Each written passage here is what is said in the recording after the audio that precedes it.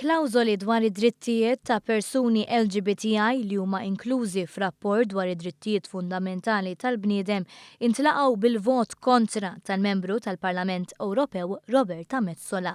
Il-vot dwar ir-riżoluzzjoni mfassla mill-membru tal-Parlament Ewropew Laura Ferrera ittieħed nhar it-tlieta wara xhur ta' konsultazzjoni u diskussjoni.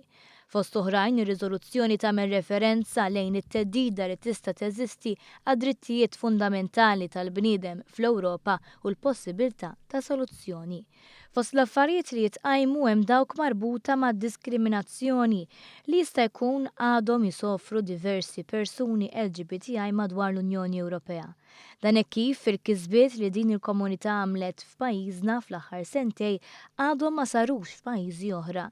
Fil-fatt, waħda mill-klawżoli fir-rapport titkellem dwar il-ħtieġa li tkun faċilitata l-proċedura għal persuni li jkunu bidlu s-sess. Għal din il-klawżola, Roberta Metsola ivvutat kontra. Ivvutat kontra wkoll il-klawżola li tajt li d-drittijiet fundamentali tal-persuni LGBTI hemm iktar ċans li jkunu mħarsa jekk ikollhom aċċess għall istituzzjonijiet legali. Il-Kunsill Ewropew għadu ma adottax proposta għal direttiva dwar il-prinċipji ta' trattament ugwali. Dan minkejja li ilha li saret mill-2008 u riżoluzzjoni tikkundanna dan. Iżda Roberta Metsola le għaliex hawn ukoll ivvotat kontra.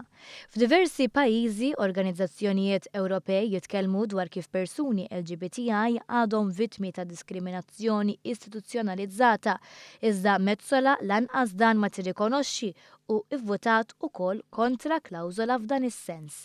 L-istess bħalma votat kontra klawżola li tirrikonoxxi kif b'mod ġenerali għad hemm ksur ta' drittijiet fundamentali f'diversi pajjiżi.